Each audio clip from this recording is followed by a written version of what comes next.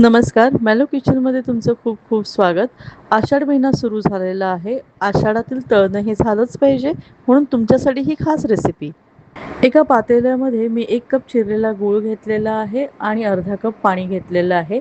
आपल्याला गूळ नुसता विरघळून घ्यायचा आहे, पातळ पाणी करून घ्यायचं आहे. हे गुळाचं पाणी आपल्याला थंड करत ठेवायचं आहे.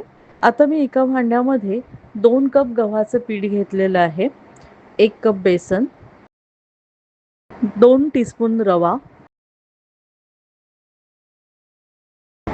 यामध्ये 2 टेबलस्पून मी भाजलेलं खोबरं घेतलेलं आहे, तसेच बडीशेप 1 टीस्पून आणि चवीनुसार मीठ.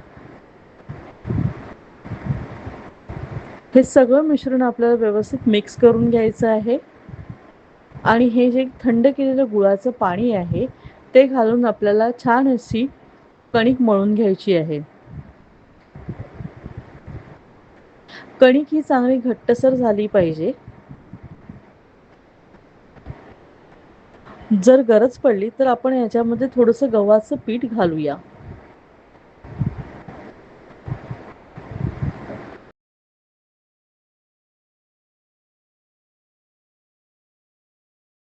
कणिक आपल्याला व्यवस्थित अशी घट्टसर मळून घ्यायची आहे आणि जवळजवळ 15 ते 20 मिनिटे आपण ही झाकून ठेवूया.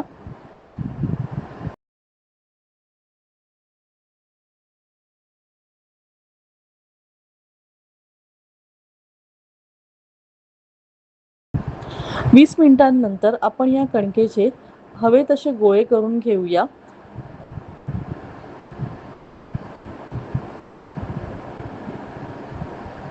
आणि जाडसर अशी पोळी आपल्याला लाटून घ्यायची आहे.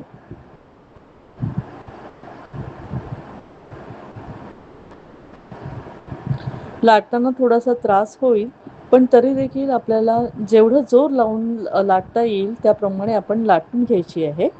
आणि ह्या लाटलेल्या पोळीवरती आपण थोडीशी खसखस घालायची आहे, जेणेकरून आपल्या कापण्या ह्या खूप खमंग होतील. चिरणीच्या किंवा सुरीच्या सहाय्याने कापण्या आपल्याला हव्या त्या आकारामध्ये कापून घ्यायच्या आहेत.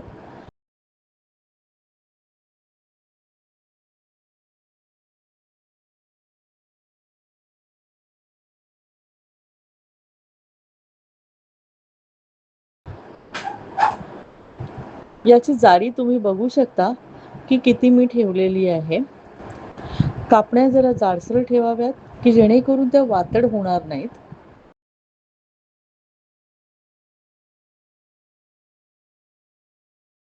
आता मी एका कढईमध्ये तेल घेऊन कापण्या तळण्याची सुरुवात करत आहे.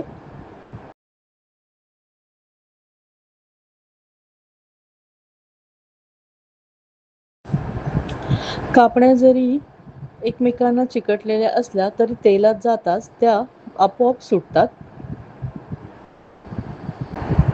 कापण्या तळण्यासाठी आपल्याला कडकडीत असं तेल लागणार आहे.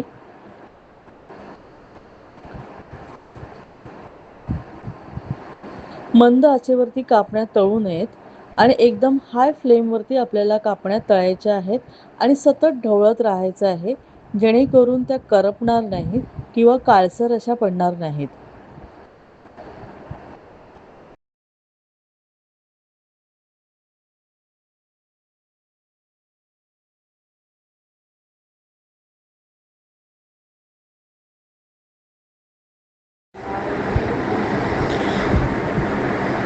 अशा प्रकारे सगळ्या कापण्या ह्या आपल्या तळून झालेल्या आहेत. आषाढ तळणं जे म्हणतात ते अशा प्रकारे ह्या कापण्या करून तुम्हीही करून बघा. रेसिपी कशी वाटली हे नक्की आम्हाला कळवा. सगळ्यात महत्त्वाचं, आमच्या मॅलो किचनला लाईक, शेअर आणि सबस्क्राईब करा. धन्यवाद. अन्न हे पूर्ण ब्रह्म.